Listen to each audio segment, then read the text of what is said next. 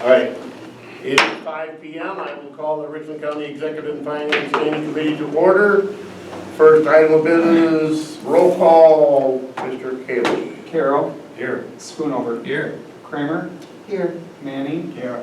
Kirk. Here. Frank. Here. Severson. Williamson. Here. And Cooey. All right, you have a quorum. Severson did notify me that he is at work. So, item 3, I assume we're in compliance with the open meeting law. Yes, Mr. Chair, the meeting has been properly noticed. Agenda approval, 24-point agenda in front of you. I have no changes now that Barb has arrived. So I would entertain a motion to approve the agenda as presented. Mr. Manning, seconded by Mr. Schoonover. All those in favor of approving the agenda signify by saying aye. Aye. Anybody opposed? Okay. Item 6 is public comment. I have one form from Mr. Gordy Palmer. Would like to speak on 15 and items 15 and 16. A reminder of the 3 minutes that you have to speak. Go ahead, Mr. Palmer. Okay. On item number 15, I was just wondering how we were going to pay for the roof replacement, whereas in item 16, you were saying you didn't have enough money to absorb the $20,000 cost of the Pine Valley and those other county entities that weren't charged for ambulance service.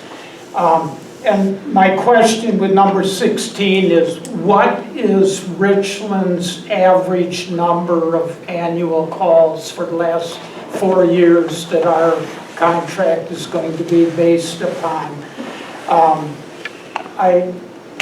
We have been unjustly charged for Pine Valley, and I maintain that you have charged us twice for Pine Valley. That if you subtract that from the 192, it comes to 124. That 124 is also including Pine Valley. Pine Valley was charged to Richland Township twice. No idea. Anybody have? Yep. Okay, we'll bring it up then. Any other comments, Gordy? That's it. Thank you. Anybody else within the gallery? Anybody online for public comment? Hearing none, we'll move on to reports. 7A is the administrator's report. Tricia is online. Yes, I am. Thank you for allowing me to appear online tonight for this meeting. I do appreciate it. First update that I have is the City of Richland Center has approved a vendor to do the Simon study. Innovative Public Advisors was chosen to conduct a comprehensive assessment of operations and finances, analyze peer facilities, engage stakeholders in the community, and develop multi-year financial models for alternative operational structure. This is all being completed as part of the innovation grant the city received earlier this year. The goal is to find long-term stability for the Simons Recreation Complex, and it'll be about a 4-month process from start to finish. The branch campus redevelopment grant was submitted, and then I spoke with WDC last week, and they wanted us to make a couple of updates, so I will be redoing that or updating that later this week and submitting by the end of the week. Open enrollment for health insurance and other insurance will begin on October 16th and will run through the 31st of this month. We have partnered with the Insurance Center to provide informational sessions to all employees about the benefits they have available. There are 5 different sessions scheduled over 2 days coming up in the next week. And SEH continues to work on the campus redevelopment process. The market analysis should be completed by October 22nd, with stakeholder coordination being completed by November 3rd.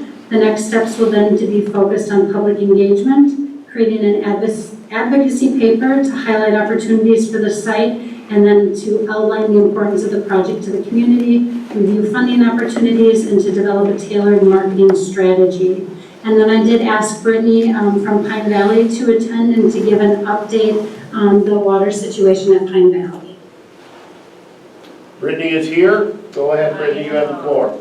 So water is good.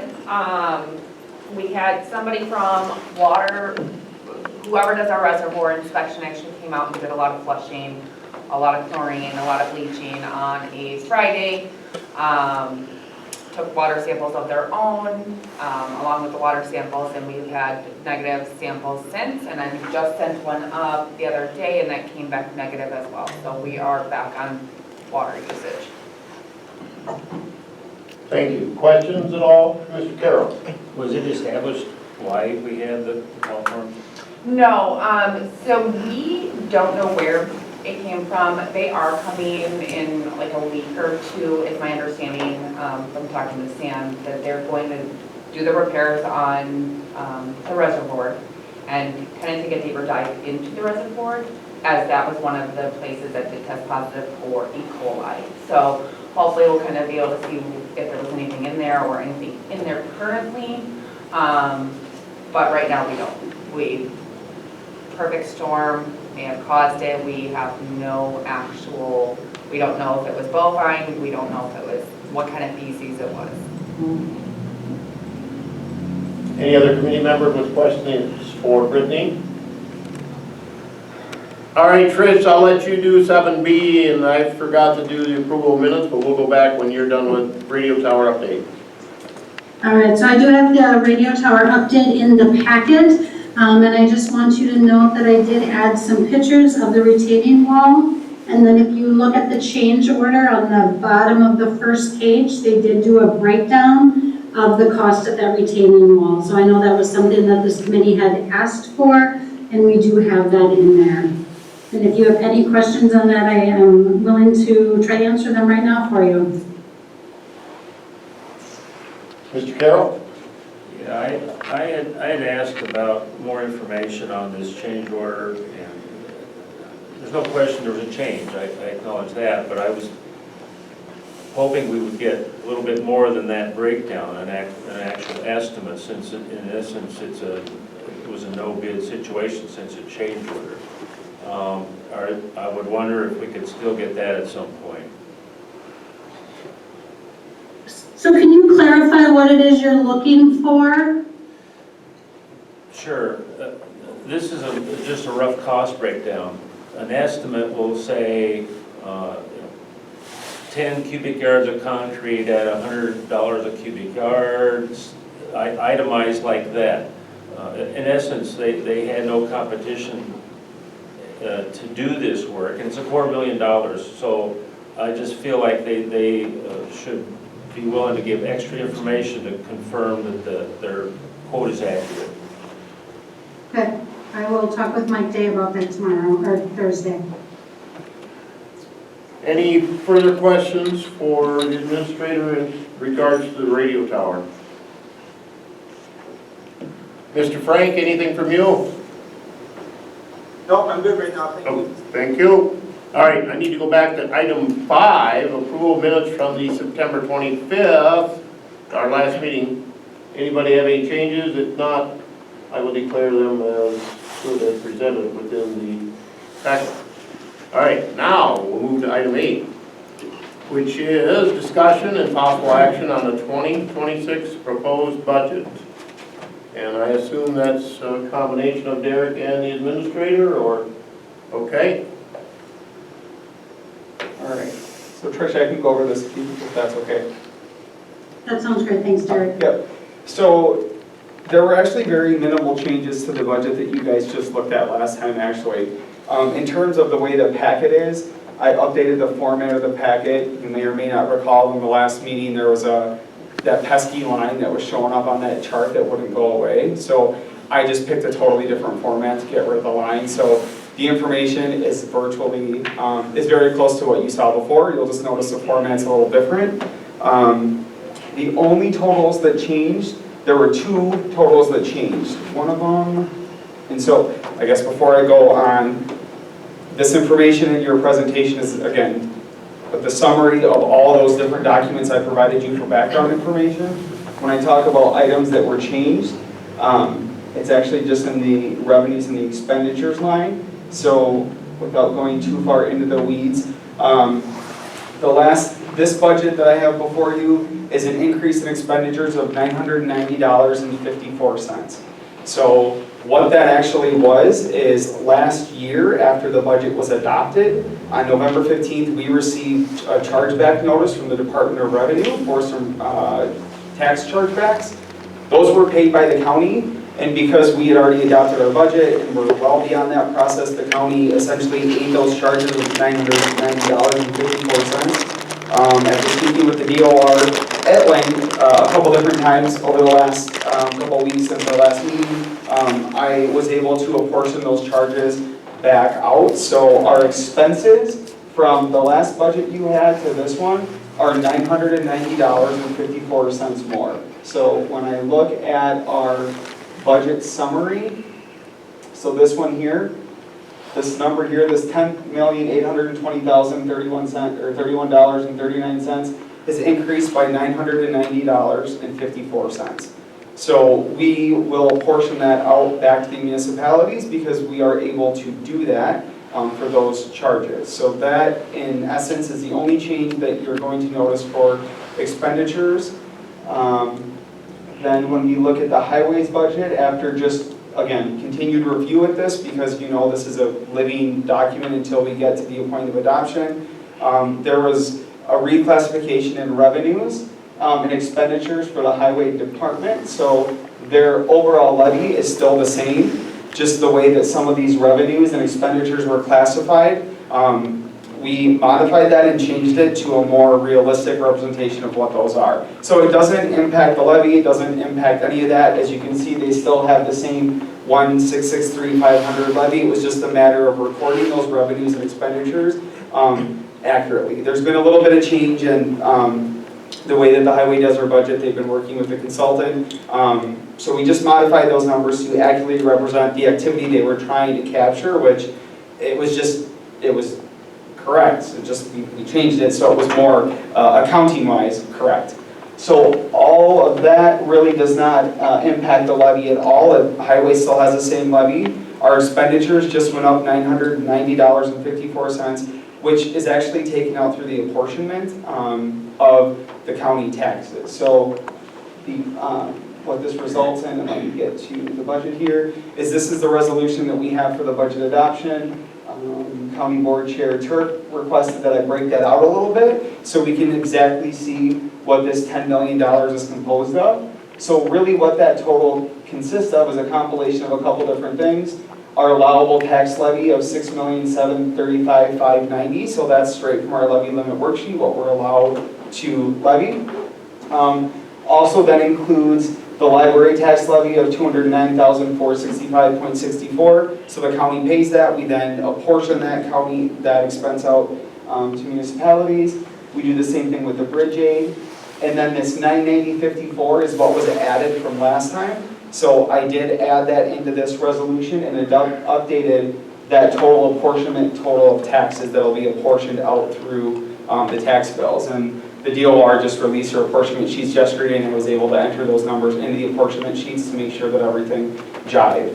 So other than those changes, those documents that you had before you are what you actually sent through to approve at county board at our last meeting, but because obviously we made that change, I updated the resolution. I wanted you guys you need to approve this again to move it to county board. So your documents that you were given before, again, with the exception of the PowerPoint and the format changing, you'll notice with our levy by department, that number, these numbers are the same. The only total was actually an increase to the county treasurer levy because that's where that expense lives in the county treasurer's department. So it's in that general fund total basically. So our number here is just the $990.54 or more. And I won't go through each of these documents because you have them in your packet and we've already reviewed them. I think this is the fourth meeting now. But that total changed in that packet. And then it changed in our levy distribution as a total. Again, you can see the total there. And if we go down to, without scrolling too far, that total, the $990.54, actually lives in this real estate chargeback item that's buried in the treasurer's, it's in the treasurer's core budget, sorry. So this is the same information you had before, which just breaks down the levy by fund, and then your budget adoption resolution here. So that was the only change. Other than that, everything else was the exact same that you guys reviewed last time. I'll entertain a motion to get it on the floor if anybody has questions. You want this resolution within is what we're asking for a resolution, or a Yes, motion sir. on now? The amount listed there, the 10,820,031.39, is what would be apportioned on tax bills, and then it's composed of those totals that you have before you in the resolution. Okay. So yeah, Mr. Manny makes a motion, seconded by Mr. Schoonover, is on the floor. Questions for Derek or the administrator on, pretty much we've discussed this, as Derek said, 3-4 times. The only change is the $9.90 and 54 cents. And I wasn't sure, the reason it wasn't on there last time is because I wanted to talk with DOR to make sure that we could do that. I don't, in looking back at records, I can't see from, I went back to 2012 or 13 that we've apportioned those real estate chargebacks. I don't know if we ever have before. If we have, I haven't seen that we've done that, but I just wanted to check with DOR to make sure we could do that. It's the first time I've done it with the county, so I just wanted to make sure it's correct. Thank you, Derek. Anybody with questions? If not, we'll vote to move it on to full county board coming up on the 20th, correct? Yes. For budget adoption. All those in favor of moving this updated resolution on to full county board signify by saying aye. Aye. Aye. Anyone opposed? All right, that has been adopted. Item 9, discussion and possible action on resolution of condolence to the family of Linda Gentis. Item 9. So this is something that Chairman Turk requested that we have on the agenda. Linda Gentis did pass away earlier this summer, and we do want to offer our condolences to her family, and this is the resolution we want to put forward. Good. Anybody, Mr. Turk would make the motion, I would second it. Anybody with discussions? If not, we'll move this on to full county board. All those in favor signify by saying aye. Aye. Aye. Anybody opposed? Okay, moved on. Item number 11. 10. Discussion and possible action on approval of amendments to the countywide wage scale. Item 10. So one of the things that the board last year did with the new wage scale was to work with DDA, and have a third of the job descriptions reviewed and then really take a look at where our wage scale is. And so there are recommendations that DDA and Tessa has made, and she will go over the recommendations now with your permission.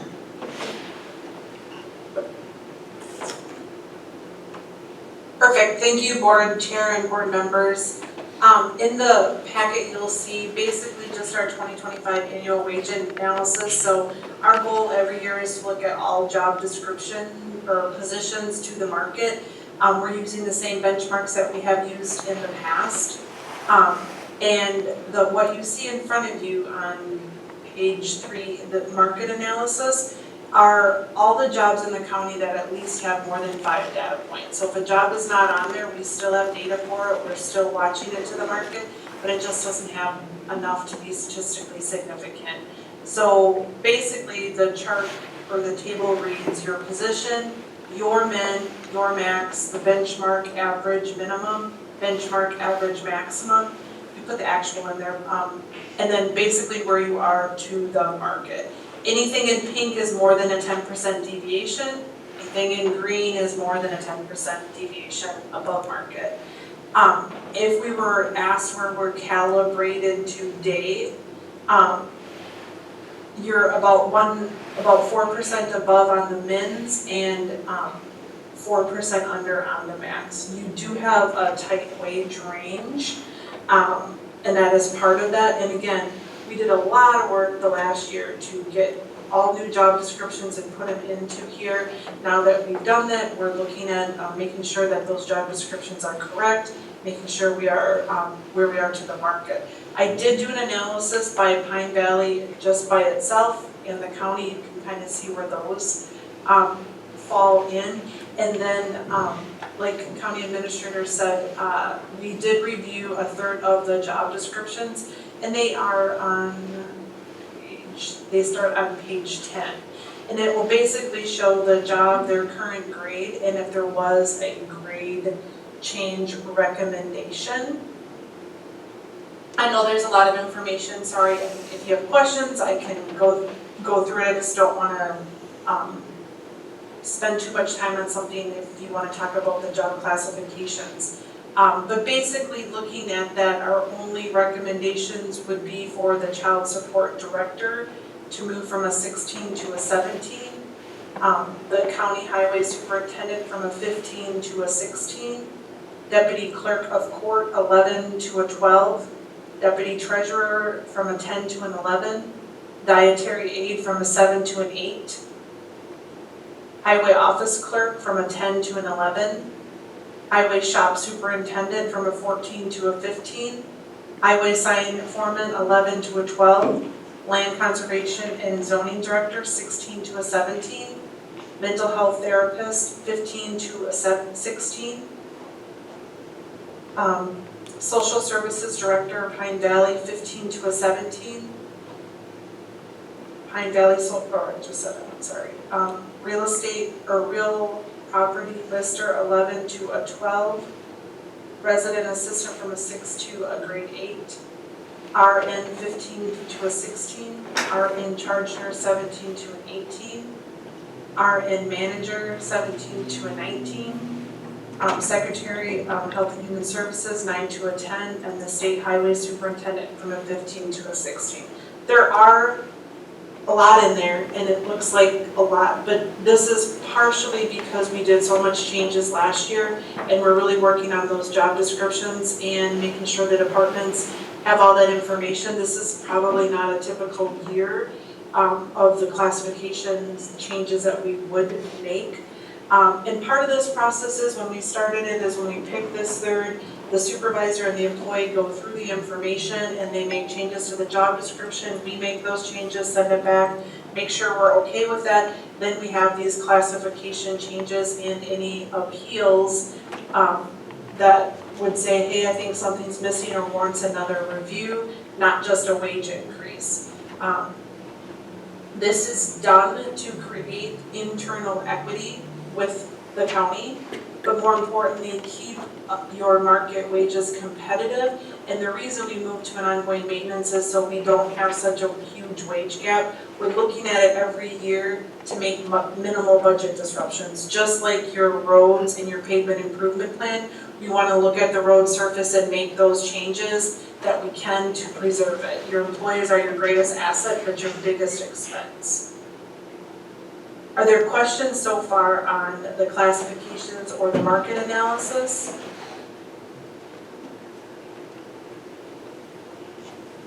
Anybody, questions? A lot of data in there. Mr. Carroll. After going through this with us, do you feel like the benchmark entities is still the best choice, or would you think about changing that? No, I think they're good. I mean, they were chosen for a reason, and it's nice to keep the same one so you can kind of make sure you're checking and balancing. I mean, the market definitely is doing some changes, so we're keeping up with that, but I think it's a good balance of counties that are very similar to the services you provide. Some are a little bit bigger, some are a little bit, smaller, but I think it's a good mix. And I mean, the department heads were part of that. I think this is a good mix for you all. You guys do have a lot of services that not everyone has, so you are unique in some aspects, but I think it does a good job of representing.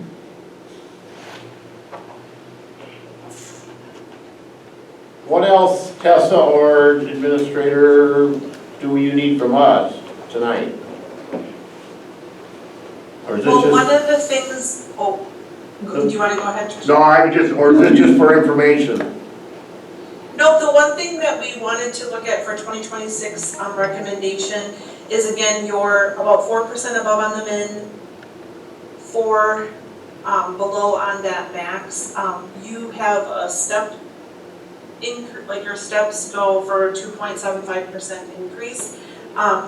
When we did this, the board was committed to paying fair and equitable wages. And it is our recommendation to add 2 steps in 2026. There would not be a COLA in 2026, but we would add to that pay grid 2 additional steps of 2.75% each.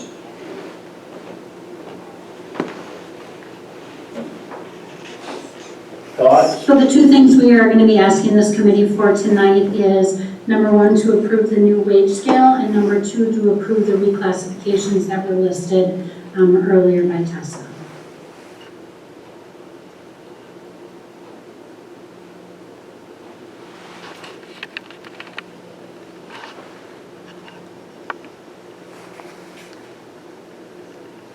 We need to form that in, you have a resolution already formed up, Derek, for this? Motion to approve the wage scale and the reclassifications as presented. Okay.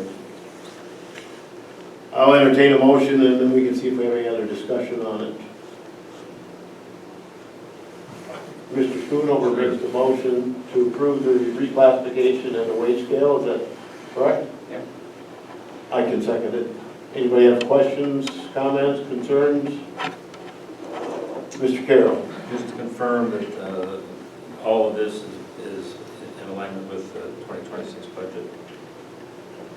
Did you hear the question, Derek? I was, sorry, no.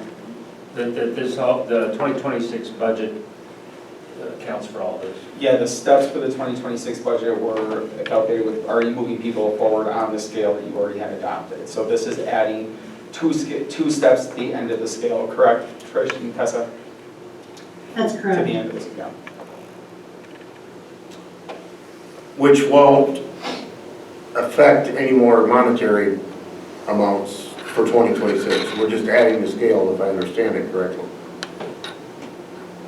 But someday down the road it will. Correct. Okay. That's what I was understood. Any other questions? If not, all those in favor of moving this on to full county board, approving the, read that to me again, Mr. Derek. Motion to approve the wage scale and the reclassifications as presented in the 2025 annual review. Perfect. All those in favor of moving on to full county board signify by saying aye. Aye. Anybody opposed? All right. Item 11. Discussion, possible action, resolution amending the sheriff's addendum to the handbook of personnel policies and work rules. Item 11. So what we are looking for here is, as you'll recall, a couple of months ago, you added 2 additional holidays because the sheriff's addendum lists the holidays and they don't follow the regular handbook. We just need to update their addendum to come in line with everybody else. So we're looking to add the day after Thanksgiving and Good Friday to their handbook so they too have the 12 holidays. Been discussed before. Looking, entertain a motion to send this resolution on Mr. Kirk, seconded by Mr. Carroll. Anybody with discussion? If not, the resolution amending the sheriff's addendum to the handbook of personnel policies would be sent on to full county board. All those in favor signify by saying aye. Aye. Anybody opposed? All right. Item 12, discussion, possible action, approval of an interim memorandum of agreement for ambulance services. And I do have a letter eventually I want to read from Mr. Severson, who could not attend, but will you guys go ahead and start and I will dig that letter out of my email. Sure. So on October 7th, City Administrator Oliphant reached out to me and requested, she indicated that they're unable to sign the contract that we presented to them. She shared that it's out of their budget range for them to be able to do it, and she requested that we be able to engage in an interim agreement with them for 3 months so that alternative options could be explored. You know, the way I look at it right at this moment, I think we have a couple of options. Number 1, we gave everybody the deadline of November 1st. And if we don't have the contract back from the city by then we could look at other options for our service. I don't see any harm in doing a 3-month agreement with the different municipalities so that other options could be looked at, to look at other funding options. What she is proposing is that we get together, we sit down, and we talk about what options are out there to be able to continue to provide ambulance service to the community. So I did draft a memorandum of agreement. I believe Derek has left it on your, in front of you there, that is an option of something we can explore. Okay, I'll read Mr. Severson, Supervisor Severson's letter.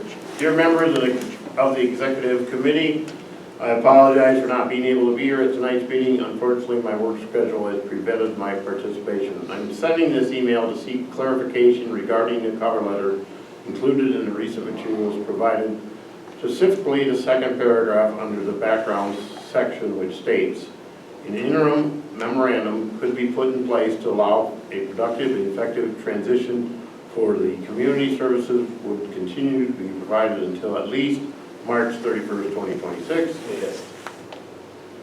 Until the latest. Oh, latest. Oh, sorry. It's an important differentiation, or I wouldn't normally.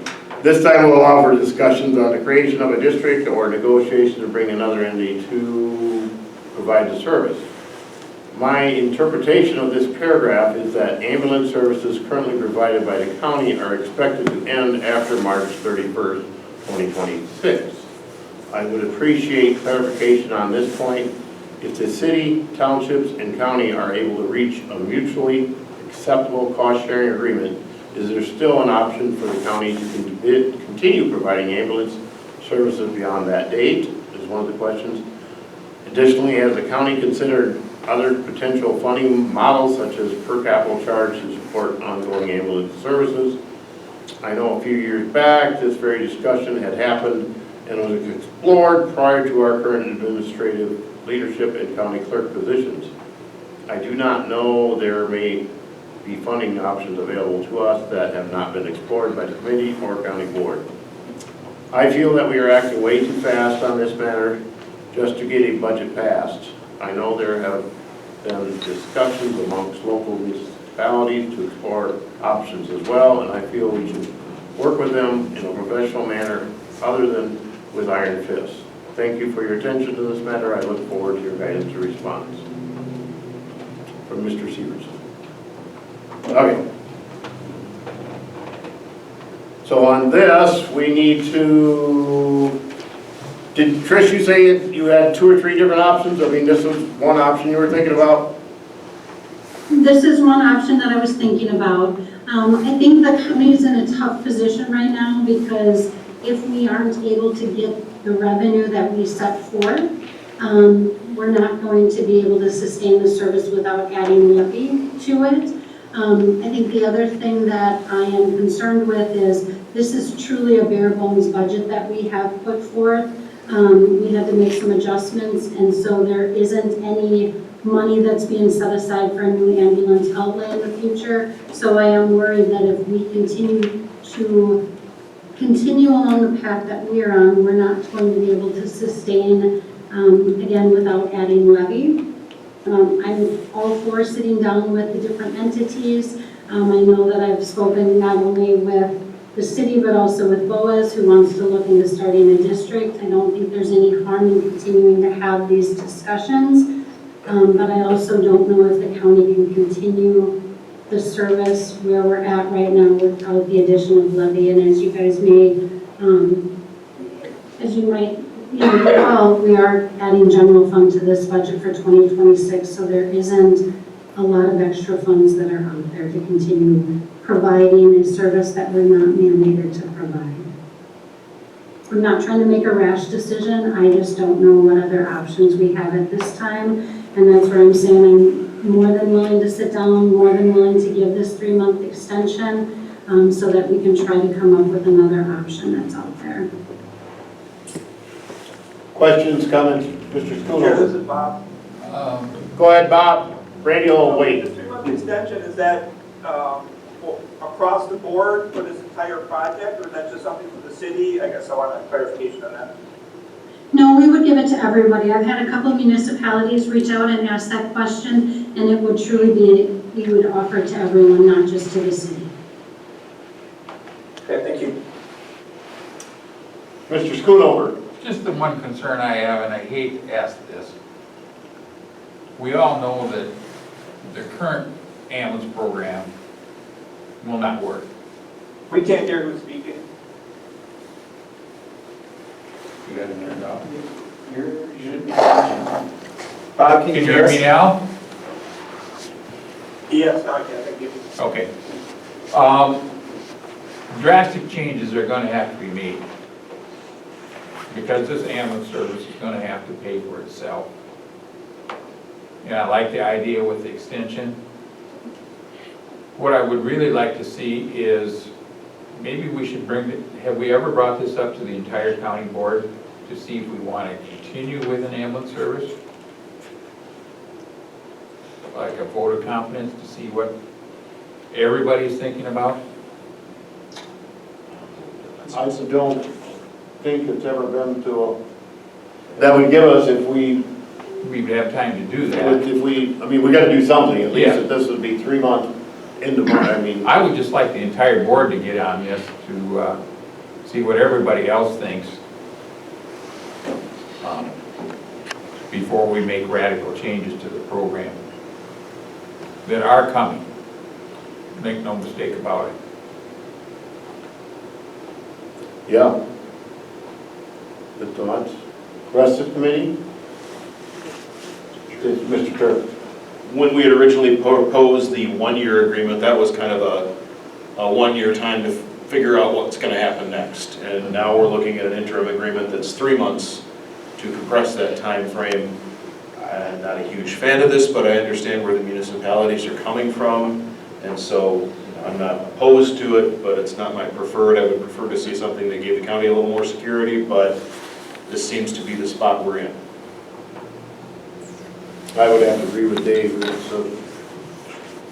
I've heard from several that, they didn't have enough time, or maybe their representatives on JAC weren't taking information back. I'm not sure where the ball was dropped, but it would give us time to do what Mr. Schoonover suggests, eventually get it to full county board, or maybe sooner than later to know what direction we're gonna go. Yeah. So. And to Mr. Severson's question, the way this is worded, it says the service will cease to exist April 1st. Is that unless another agreement is reached to continue it? Mr. Wendell, would that be? Yeah, I believe that would be one of the options moving forward is the creation of a new agreement, which would essentially become effective either on April 1st or implementing that new agreement would subsume this existing agreement. But either way, the previous resolution that had been done like 14 years ago, that one's done now. Yes. Yes. Yes, Mr. Carroll, go ahead. Let's say it does end. Do we have any idea if there are entities out there that provide that service for any less? Do we know what the market is for those kinds of things? Does anybody know? I don't think it'd ever be less, because these people gotta make money too. I guess that's kind of my point. If There are private ambulance services that provide service. We've used some of them for backup when we've been short crews. But the viability of them coming in, taking over, I don't know what their costs would be. I don't know what anything like that would look like, but it's certainly one of the options in a list of things. Have we reached out to other counties our size to see what they're doing? As I understand it, there's very few counties. 3 or 4 counties Right. in the state according to That's that. what Steve and I are at WCA too. There are very few counties that are directly involved in EMS. Pretty much everybody else is like Blue River and Muscadet and Lone Rock, ambulance and fire run together. This is the only one that I know of. But like Mr. Wendell said, there's 3 or 4 within the county of 72 counties in the state that run county ambulances. So it's, Maybe that's another reason we should run it through the entire board. yeah. No, and I guess we need to, If we act on this, it would go to the full board, correct? Yeah. on the 20th. 20, Yeah. whatever the next date is. Yeah, so I I think, I agree with Dave that we gotta do something, and this is probably, at least this gives us more time to get through to March, end of March, and also gives the municipalities time to look into what their futures would be, and to look into what Mr. Carroll said, you know, are there, we can do, somebody can spend some time and do some comparisons, so. Any other discussion? Otherwise, I would entertain a motion to move this on, this memorandum agreement on to full county board on our next meeting. Mr. Manning makes a motion. Seconded by Ms. Kramer. Further discussion? Mr. Chair, this is Bob, and if I can just interrupt once. Go ahead, Bob. Yeah, thank you. So are there any benchmarks that are going to be set as we get closer to that March 31st date? Are we going to just let this go until March 31st? Or are we actually going to set some benchmarks that people need to get some response or some ideas back by certain dates and times? I just don't want to see this go and all of a sudden be another crisis. In communications I've had with the city is I let Ashley know that I would be connecting with her on Thursday when I am back at work about what this committee determined. We do have in the agreement that the committee that is going to be set up has to be confirmed by county board. So I'll be working with Ashley, and she's been already communicating with some of the municipalities to get that committee together, and then for us to start meeting hopefully as early as next week to start talking about what our transition plan is. Fabulous. Thank you very much. Those are great goals. Thanks. One of the things that I do want to bring up, under the memorandum agreement that we have in place, it does say under number 4, Richland County EMS will no longer exist on April 1st, 2026. Based on the discussion you guys have, I'm assuming you want to have that taken out of there. I don't know if we were saying take it out of there, we just clarified that unless an agreement is put in place to continue it. Is that fair? Fair assumption, I think. Also, a question, Trish. When would this committee be put into place? Starting January? No, I'm actually hoping that we get our first meeting in before the end of this month. I think we need to get going sooner rather than later. Okay. No, I I think don't want that's, to wait till January to start. so I kind of agree with Bob. Do we need that date, or as long as everybody understands that, I'm okay with that, but if everybody else is, okay. Yeah, this is Bob again. I think the plan sounds great, and I think it's being aggressively sought after. And thank you, Trish, for putting that together. Mr. Carroll. So if things don't work out and things, we do end that service, how many people get laid off? I'm sorry, what was that question? I didn't hear you. If things can't be worked out and the county does end its service, how many people would be laid off?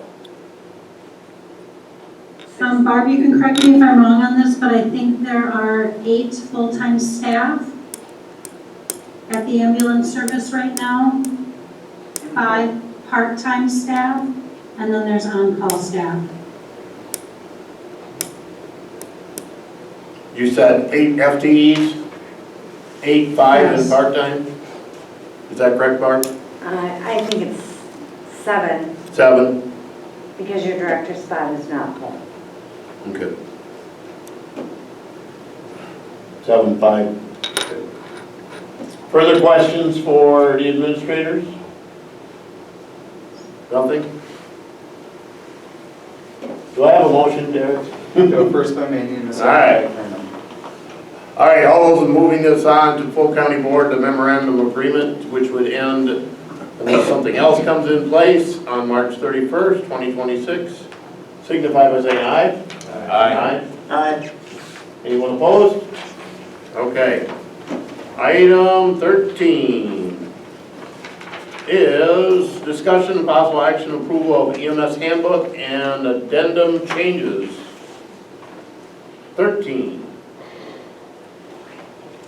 All right, so this handbook was amended by the JAC, in February of '23. However, it was never brought to Finance and Personnel, therefore it was never approved by the full county board and is not recognized. I went through, I made more amendments that reflect the changes that Administrator Clements has made and has been updated. If you look in the second paragraph on background, all of the things that were removed are noted and the things that are updated are. There's a full copy of the handbook in. It is much shorter than the previous handbook. There are several sections that are no longer needed as we now have an HR department that handles many of those sections that were removed. They're not a function that we should be addressing. It's an HR issue and we have a department to address that.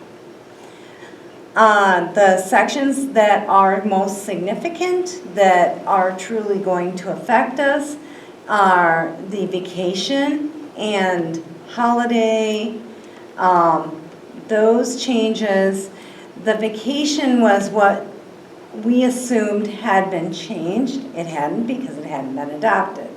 Our staff currently is unlike any other county staff in that when they start, they get no vacation till they've been here a year. All other county staff are granted 1 week on hire and a week at 6 months. I believe that's correct. Yes. That is correct, and that is something we would want to backdate to July 1st when we updated everybody else throughout the county to have that same vacation schedule. So that is what I'm requesting because my staff aren't being treated the same as all other county staff. And it was just an oversight that it never got brought forward. So those are the updates. Like I said, it's just to make them match the rest of the county staff. The resolution is, I believe, at the end of the county handbook. If I can get there. And we're asking for it to be backdated again to July so that it matches. You good? I would entertain a motion to approve the resolution and then we can discuss. Mr. Schoonover and Ms. Kramer, motion and second. Discussion. Anybody with questions for Barb? It would be backdated July 1. Just was an oversight somewhere that was missed. So. If there's no, Mr. Carroll. I was just curious if our transition to the Tyler brought this to light. No transition of directors brought this to light. Thank you. Bob, any questions? No, I'm good. All right. All right, if not, all those in favor of moving this resolution on to full county board signify by saying aye. Aye. Aye. Anybody opposed? All right. Barb is here for item 14 as well. Discussion, possible action, approval of a cardiac monitor. Item 14. We have FAP funds that we applied for from 2024, 2025 that were never spent. They can be used for any equipment for the ambulances. Our cardiac monitors are in need of updating as we go forward, and they are an appropriate use of these funds. They are very expensive, so to save county taxpayer dollars, we would like to use those grant funds that are sitting there unused. We have enough to cover the $44,000 for the cardiac monitors and accessories that are needed. They have a case and things such as that. And so I'm requesting permission to order one with the FAP funds. I'll second it with my heart. Did you get that, Derek? Motion by Kramer, seconded by Manning. Discussion. Mr. Carroll. How much is this fund sitting there unused? It's about $45,000, so we're going to use the majority of it, but we have to spend it or it's going to go away. We are getting our 2026. I've applied for the 26. Well, I made the 2025 grant that we will get for the 2026 26 funds already, and I've gotten some responses back on my grant application already. So the initial grant was meant to be spent on what? Our previous director was thinking a UTV, which doesn't seem the most appropriate use of our funds. Thank you. And Barb, I know we get a lot of stuff from Stryker, they're normally our, They're the vendor who does the cardiac monitors that we utilize. I mean, and you buy them from them. you know. I looked to see if we could get them anywhere else. They don't sell them. Yeah, perfect. Further questions for discussion? If not, all those in favor of allowing them to spend the fund money to buy the LifePak 15 cardiac monitor, signify by saying aye. Aye. Aye. Anybody opposed? All right, thank you, Barb, on that one. Item 15, discussion, possible action, approval of ambulance service building roof replacement, 15. This is the hardest one I have. The other two were simple. This one, not so much. The roof in the ambulance building is leaking. We repaired it in November and December of last year. And when we had the hard rains, it's leaking quite a bit. Every time it rains, my staff have to run around, put out buckets. It's not a little leak, it's significant. We did have Venture come in and look. They gave us some suggestions. Randy went up, put on vent covers, but where Venture believed the water was coming in is not where it's leaking. So we had put out an RFP. The Joint Ambulance Committee requested that we ask for bids to put on a peaked roof. And to get those proposals, no one responded to that. No one was willing to bid that. The only response that I got to the RFP was an alternative bid from Finer Construction, and that is basically to put a new layer, and forgive me for my ignorance, I am not a roofer. I am sure many of you are more qualified to understand this than I. But their bid, which is attached in your packet, is to put on Conklin full fabric system of rubber roofing. I don't know what that means. But it has a 30-year warranty, which 20-year warranty, which surprised me for a flat roof. That seems amazing because a flat roof is hard to maintain.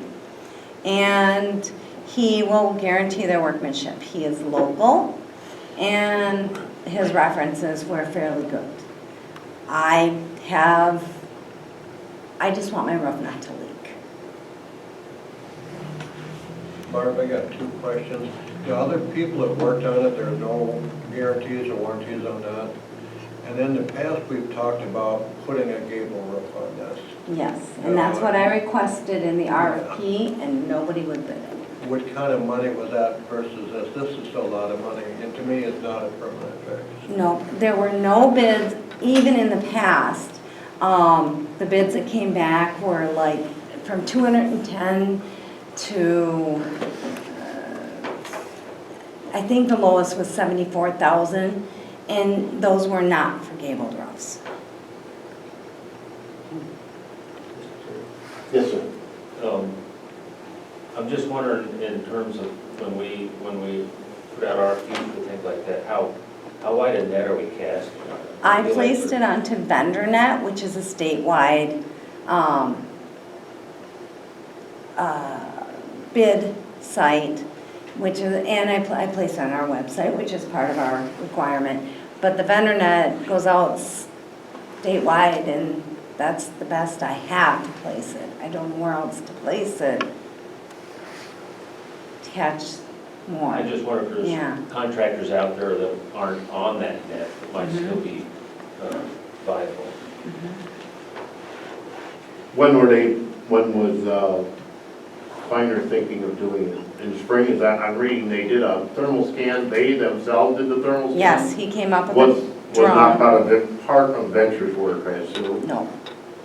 And they would do another one in the spring. It looks like they were planning on probably doing the work in the spring. I believe so. Because it's probably getting too cold for those Conklin roofs. I'm a little bit familiar with them, but I'm not, I'm sorry. no, they're well used nationwide. Other questions? I kind of agree with Gary, but if you've already sent it out and nobody wants to bid on a gable roof, I've never seen a flat roof ever in that lake, no matter what they do. yeah, and I was surprised they're 20 years on materials and 15 years on the workmanship warranties, but I'm sure it will be prorated like all other warranties, but. If something would happen, Barb, would you be signing a contract now? I'm just thinking here if, I believe it would be Trish. or Trish, if say March 31st runs around, is that what our date was? And we decide to sell the building, do we still gotta go through with the roof repair with this contractor if we sign a contract with them? Depends on the contract. True. Mr. Wendell said it depends on the contract, so which Yeah, will and I be would agree with reviewed him by on both that. of you. And maybe it's nothing to worry about, Mr. Would we be looking to pay for this under capital improvement funding? So this would be covered, yeah, probably some capital improvement funds that we have set aside, but I do want to note that this would be county funds that would be used and not ambulance funds that would be used to repair the roof. And so when we talk about the ambulance service being self-sustaining, this would kind of be contrary to that. I personally would hate to vote for anything with one bid. If it be just a flat roof or a gable or whatever, I'd certainly like to see more than one bid. I don't know what else. Can't force people to bid. Mr. Carroll, comments? Well, Thoughts? if Fire couldn't get to it till spring, I wonder if we can't try once more to look for somebody that would do a gable. If we've got a little time. Would it work to put it in the local papers? Well, Barb advertised locally, right? Just on the website, I Oh, on the didn't say, I mean, we can put an ad in the local paper saying, please see the county website for details. I'm not opposed to that. It just might get us more. I don't think that a gable roof is gonna be any less expensive. I anticipate that being higher. Understood, but it Right. would be a better choice. Mhm. Permanent, Yeah. would be a better solution permanently, but agreed. Bob, go ahead. Yeah, I know that the high school and other projects in the area have been done by framers or different companies. So I'm really surprised we didn't get anything. Is there any other way we can reach out to some local people who had roofs done, like the high school, like some of those, to see who did those to follow up? Because that's no business, that's a tough decision. I can do that if you would like me to. I don't have any problem doing that. I don't really know who to reach out to. That's more of the problem is I don't know who, but if the high school has, I'm happy to reach out to Brian. I think that is a general consensus. 2 or 3 of us are leaning, if they weren't gonna do the work till spring, I agree that, I mean, I do that every day. I get bids, multiple bids on pretty much everything for Hartman Brothers, but it's tough. Sometimes it's, no, I'm not touching that, but. And true, even if we still own the building. Even if we don't have an ambulance inside it, it's still gonna have to be repaired. Yeah, one way or another, so. Now, it's one of the requirements that they're bonded. Yes, that was on the RFP. Go ahead, Bob. Yeah, and again, Barb, I'd be happy to sit down with you, we can go over some of the contracts that I've had some contact with, and see if we can make some calls that direction, if that helps. Sure. I think for now, if everybody's in good consensus, we'll, We haven't really had a motion yet. no. Go ahead. Well, we don't, if we're not gonna do any action on it, we don't need a vote. It's more informational, but I think we will postpone any action on it and see if you want to work with Bob, Barb, and Yeah, Brian Jones, I know they did a lot of roof work this summer. How about the company that did the courthouse? I mean, it don't get much more complicated than that. Atlas, I think. Interesting, but that was, yeah. Yeah, well, this portion is that, so. Anyway, we'll give you some time to report back with more information, if you can, keep us posted. We meet twice a month, so. All right, thank you, Barb. Item 16, discussion of possible action on ambulance service contract billing. Item 16. So this was an item that Mark Cooley requested that we put on the agenda for the meeting tonight. At our last meeting, there was lots of discussion about the calls to Pine Valley and the calls to other county facilities. So I did gather that data. So there is a total average per year of 90.75 calls per year that went to county buildings. And I know they wanted to have some discussion about who should fund these calls. Right now they are allocated to the town of Richland and to the city of Richland Center. If this is something that the county would absorb, it would be an additional cost of over $20,000 to the county.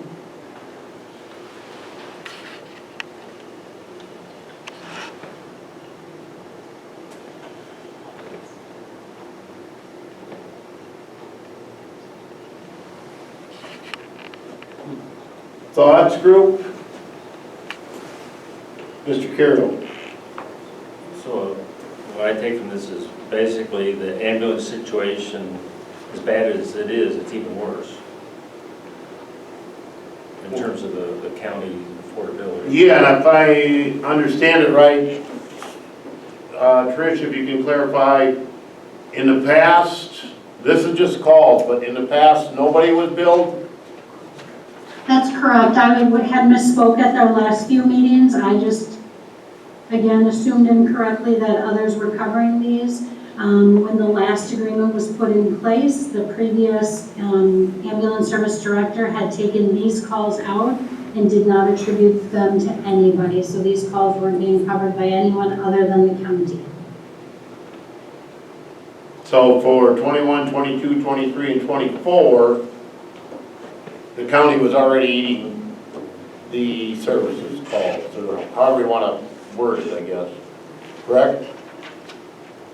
Right, so in the previous agreement that is ending at the end of this year, those calls to Pine Valley, the courthouse, community services building, the highway shop, the fairgrounds, those were not in any of the municipalities' counts, and those were the responsibility of the county. But I want to just highlight, though, that the county does not have an obligation to provide ambulance service to the community. That's the responsibility of the townships. Good. The county didn't allocate money specifically to pay for those calls, it was just absorbed into the cost of the ambulance service, correct? That is correct. But right now, we have a bare bones budget, and there isn't an additional $20,000 that we can pull from to cover the cost. So that would be, we would have to make some adjustments to the budget or figure out where this money was coming from. And with our aging population, I don't see these call numbers going down. That's correct. You know, one of the things that Barb, Brittany, and myself did was sit down. We talked about the calls to Pine Valley. We talked about if there was ways that the call volume could be decreased, but there is an obligation that we do have to, provide safe transport to individuals who are there when they have a change in condition and need to go to the hospital. So there are times that we are required to have them go via ambulance. So from us, you're looking to see, yeah. I put this on the agenda because Mark Cooley requested to be put on the agenda because he felt that the county should be covering these calls. Mr. Carroll. So again, basically, when this committee starts trying to figure things out, this is one more line item. Did you hear Mr. Carroll? Not well. Basically, he said the new committee that's gonna be formed, here's another item for them to work on. So are you good with that? And it is something that they can work on, but from what I'm hearing, they are not open to taking on these calls, and I think that we need direction from the board on whose responsibility these calls are. If they're gonna be on the county, then we have to figure out how we're going to fund them. I think the thing we have to remember, if there was a private service in here providing the ambulance service, I don't think that this would be a discussion point. It wouldn't be something that they'd be coming to the county saying, okay, you're responsible for these calls. I don't think they would be broken out. Just as I don't think the city's breaking out calls to the high school to say, we're not gonna cover these calls, you have to cover these calls. Trish, when you say they, are you referring to Pine Valley Manor?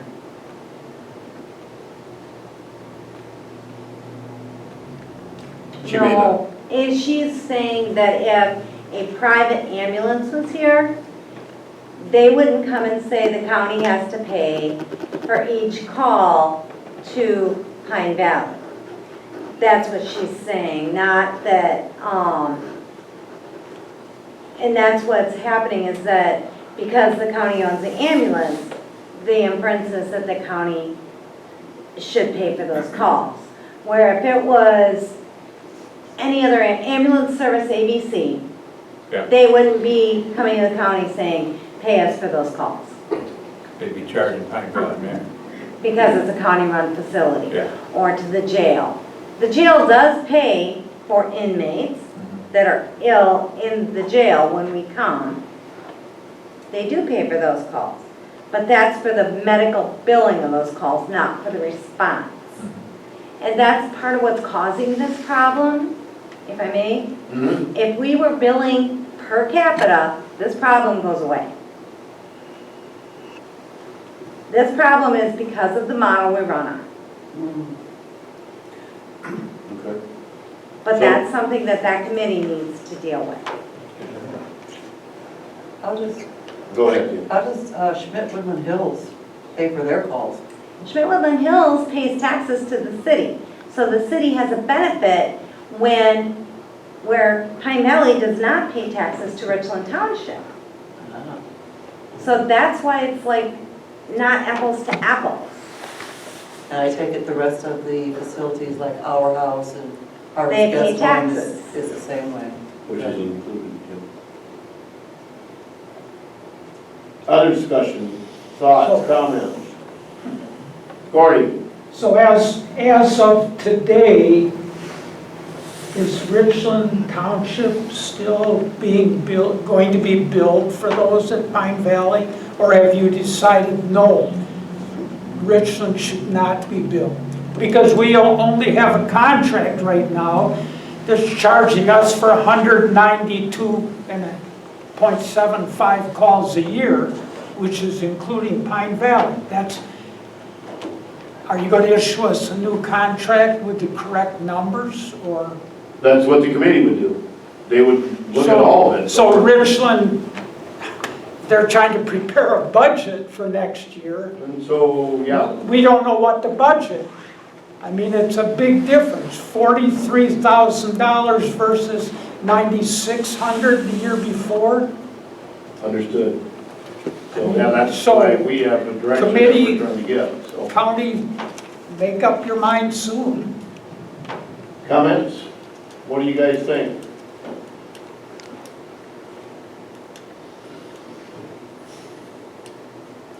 Well, at least in my opinion, we do have to make up our minds soon. But we have to get all the information we can possibly obtain first, and then go forward with what we have to do. But there are big changes coming, make no doubt about it. Yeah. And again, if we didn't have this service and a private contractor came in here, they're gonna be much more expensive than we are because they have to turn a profit just to keep going. or we're just trying to make ends meet. Correct. I don't know if it would do any good to move this. There's nothing, we don't have any proposed action at this point. We've been provided information. Unless someone was gonna make a motion that we should cover these, which, you know, we have no funding allocated, so if we're gonna cover them, that's going to increase the amount of reserves we're gonna have to spend and reduce our fund balance. Although if the agreement ends in 3 months, then So at least we got 3 months to work on it. And we are very serious that we are being double billed for Pine Valley. You get us down to 124 average calls, that still has Pine Valley in that 124. Yeah, that's not what we're discussing here anyway, Gordy. Well, but, I want you guys eventually- to hear me, so when you do discuss it, somebody brings that up and doesn't Oh, ignore I'm sure that there'll be a fact. representative from Richland Township on the new committee, so that's, will be part of it, but. Mr. Carroll? Well, again, though, we're talking about how many calls and was it this or that? The real question is, I want to see the billing. I mean, apparently, we weren't billing them, if I'm understanding this correctly. And so, there's got to be some billing data. Well, that's what I was wondering, if, even if we go to our next meeting coming up in here in October, we'll have a little more information, but I doubt that we're gonna make any, we probably still won't make a decision in my mind. There's no money right now without pulling it out of general fund, like Dave said. So I guess what I'm saying is, it sounds like we've been absorbing this all along, the county has. the ambulance service. Ambulance service. And so, it sounds like Richland Township was not getting dinged. Is that fact? I would like for someone to actually look at the actual billing data to say, who paid these? I can't tell. No, Richland didn't pay before, but the new contract, which we're supposed to sign, has us paying for them. Correct, but the question was, and I agree with Steve, I would like, and look, the same question Gordy has. The numbers, the difference between your 192 or whatever your numbers you're telling, I would like to see that in a spreadsheet of some type, just so we can, what you're telling us is Greek to me, so, but if we have it in front of us within our packets and say, yes, Gordy's right, no, Gordy's wrong, and like Barb said, you know, they're not being charged, but the ambulance has been absorbing it. If that's the case, and now it's averaging 20,000, say 20,000, well, that's $20,000 that was not, should have been going towards new ambulances or everything within your function, but so we're finding. Go ahead. Isn't that what it says in the first paragraph of the background of what Tricia said before, that she had misspoken before and thought that it was being charged to Richland Township and Richland Center? When I read the first paragraph, it says that according to Mr. Gudgeon, that no municipality had been billed for the calls for Pine Valley before. That's how I read it. That's Right. correct. Right. That is correct. That's the way it was. Yeah, and I thought there was an earlier email that mentioned, well, that was, what, the mayor claimed they weren't. Yeah, that never happened. Yeah, so, anyway. All right, well, we can ask for more information to be put in the packet so we can discuss it, and it could be on the agenda probably, Derek, for next meeting this month. To get, at least we'll learn a little bit more about the whole works. And that committee needs to start quick. Yes. So, all right, and that'll be, I don't know if that'll start with us. If that'll be agenda item for that committee, but I guess we can, when we get to agenda items, we can talk about it. Everybody's good with that for now? Bob, you good with that? Yes, sir, I am. All right, thank you. All right, moving on, 17. Discussion of possible action on approved updates to Richland County procurement policy, 17. So the procurement policy was put in place last, I believe it was October of last year. There was a lot of feedback that it was hard to follow. So when Leanna started as the finance director, I asked her to try to update this.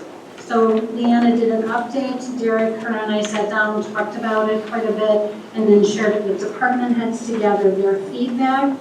So what we did is we really tried to simplify it. If you look on page 2, under authority level, so it'd be Roman numeral 4, we really tried to clarify who has the authority to make these approvals. One of the things we did do was increase the level when these things were already in the budget. With the increased cost of items, materials, we did increase the max that the county administrator can provide. So it was increased to $250,000. As long as these are things that are included in the county budget or the capital improvement project. But we really wanted, the biggest thing we wanted to accomplish through all of this was clarifying it and really laying out who can make the approvals and when those approvals can be made.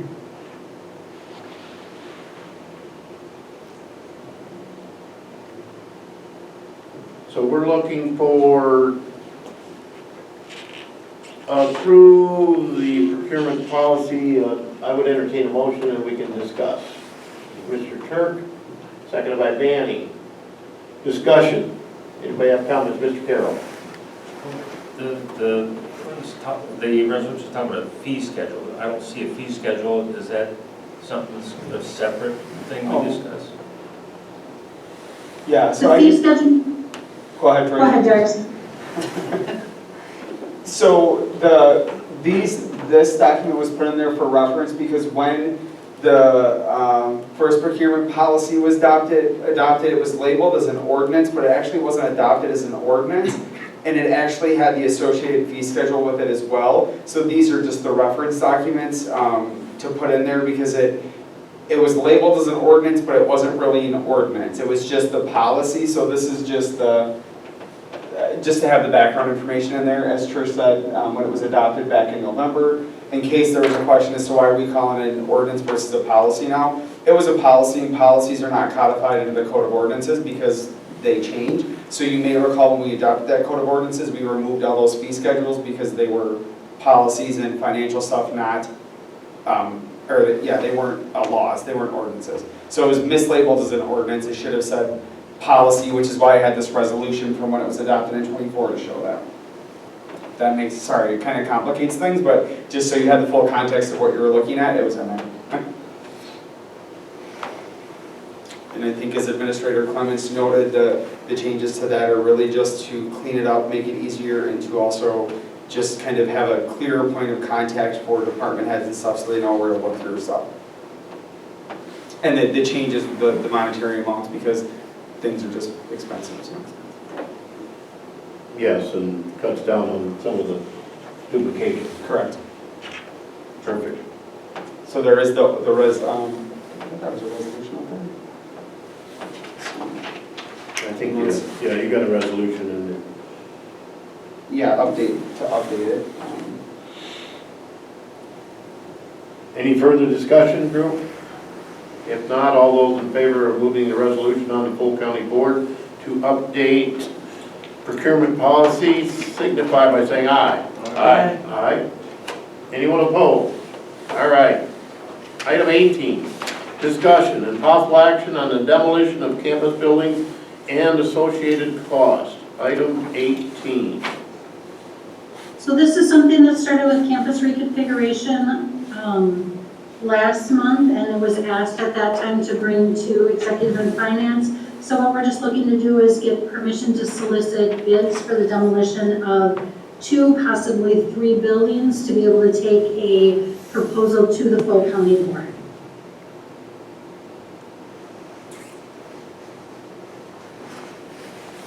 Yeah, that, Dave and I are both on the campus reconfiguration too, so. We would, all of us pretty much. So the idea was to put it out for RFPs. So, I make a motion by Turk, seconded by Vanning, to move it on to full county board. Any other discussion?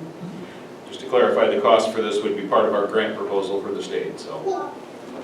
That is correct. Okay. Well, if we're gonna do library and classroom, why don't we just add the science building right along with That's it? what we're asking. Well, that's what the third building would be, yep. Yeah. What would that leave out there then? I believe the gymnasium, Melville, and the Wallace Copper Student Center, Copper Top, yeah. So, and that was the suggestion from SEH as well, was if you're gonna do two, you might as well. Do all three? You've got the, whoever ends up with it, if that's the route we go, they would already be there set up, so. Anyway, we'll take it to full county board, go ahead, Gary. I was just gonna say, we get more than one bid, I'll be shocked. Because they not only have to have big enough excavators to do the demolition, but they have to have the right kind of crusher, which will have maintenance in it to catch the steel. Yeah. So I'll be really happy if we get more than one bid. Yep. Good. All right, if everybody's good with discussion, let's vote. All those in favor of moving this on to full county board signify by saying aye. Aye. Anybody opposed? Okay, item 19. Discussion and possible action on the 6-month performance review process for the county administrator. Item 19. Based on our discussion at last executive and finance meeting, I haven't had a chance to talk to Mike about this yet, but we had the expression of desire to have a couple of department heads involved, to have an elected official involved in giving feedback, and a self-evaluation component for the administrator to do. So what I would propose to move forward with is take our previous list of questions and slim it down, because we had a lot of questions. We wanted to look at a little more expedited process, so slim that list of questions down to 6 or 8, something in that neighborhood. And then randomly select a couple of department heads and an elected official to be part of it, and then members of this committee to be part of that, along with a self-evaluation component for the administrator. And if that's acceptable to the committee, I'll move forward with making that happen. Do we need that in a motion, Dave? No, not particularly. Okay. Then no. Yeah, I'm good. Everybody else is good with it? You'll be hearing from me, Trish. Sounds good. All right. Moving on to item number 20, discussion and possible action on approval of timekeeping policy and associated handbook updates.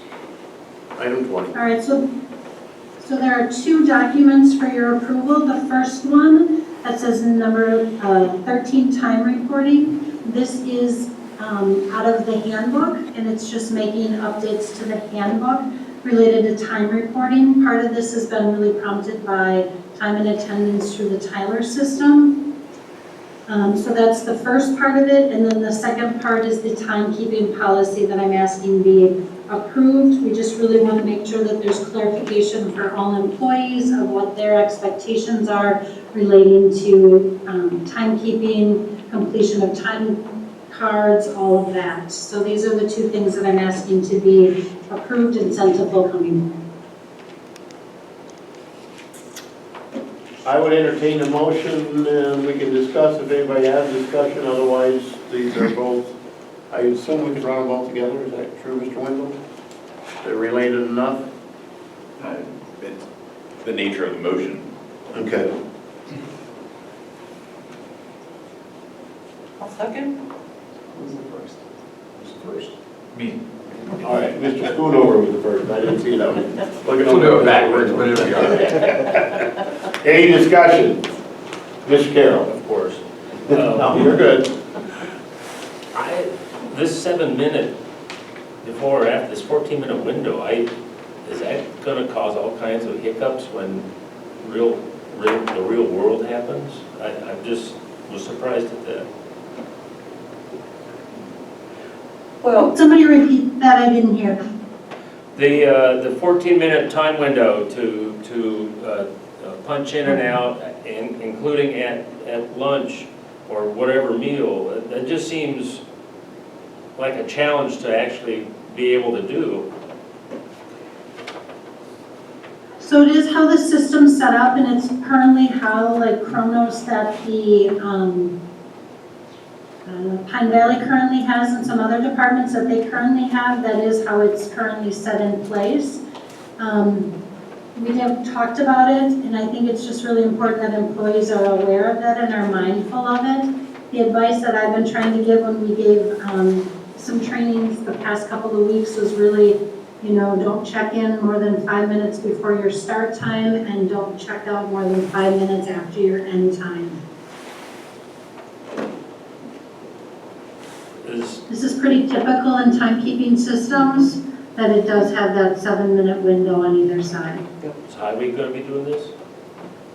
Highway is going to continue to use their current system that they have Okay. in place. They use Time Logic and they will continue that. So Highway will use their continued system because they do clock in and out. Pine Valley will use their system because they clock in and out, and the sheriffs will continue to use their system in place. Okay. It's pretty commonplace where I worked 26 years. You had 7 minutes before and 7 minutes after, and if you went 8 and 8, you were in trouble. Okay. Because the system wouldn't allow it, so. Interesting. Rockwell Automation has that now already too. They've had it for years. All right. You ready to vote?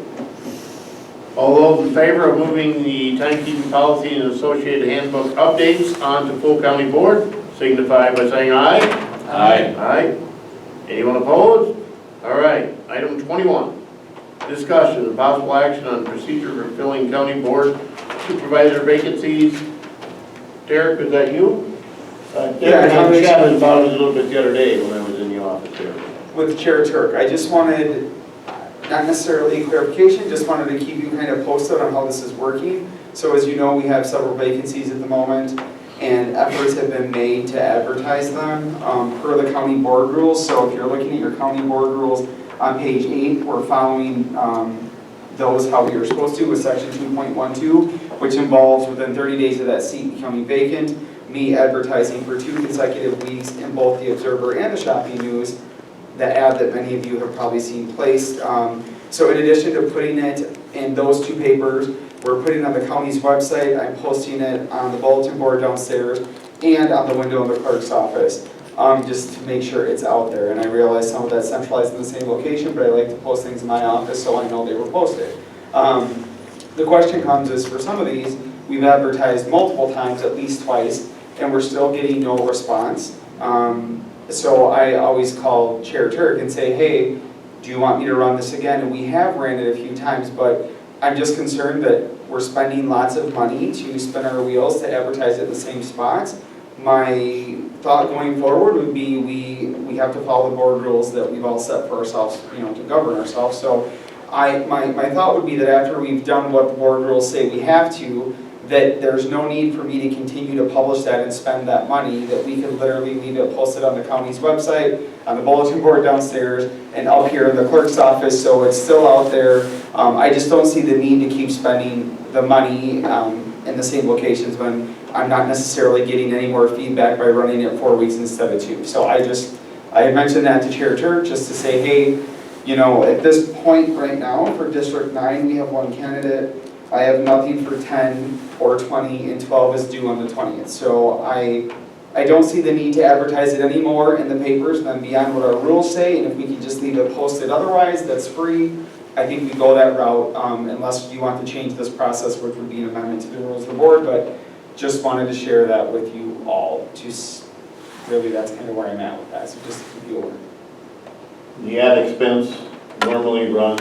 It's like $250 to $300 every time, so we're doing that in both papers, that's on average. So, and bear in mind, I reduced the way that I publish the county board minutes to an abridged version to save money on publication. Well, that's being eaten up when you have these vacancies. So, not that I don't want to bring business to the local paper, but we just don't have the money to spend on that. So, really, We're not spending per diems on those seats right now. and we're doing better with per diems, right? We're not spending a ton on per diems, but if you are all okay with me doing obviously what the board rules say and then just leaving those posted on the website, I can amend that to remove, I can just leave them posted there and call it a day instead of republishing in the paper, because I really hate to spend the money. From what I hear in the public, most people know it anyway. There's no one knocking down our door, which is pretty sad. Maybe we need to raise our wages to $30.25. Okay. Or is it because they know, election year's coming up and they may just wait, take papers The out. last election cycle, we had how many seats that nobody ran for? Three or four, and then we had some registered write-ins come in, but there were vacancies. Even after the election, we had to fill some vacancies. Yeah.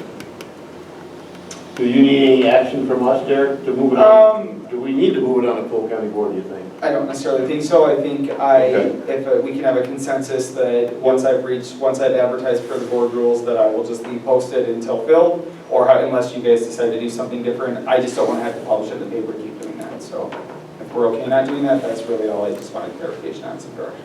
Consensus is, we're good with it. Perfect, thank you. You're welcome. Any correspondence, item 22? None to report, Mr. Mayor. Future agenda items.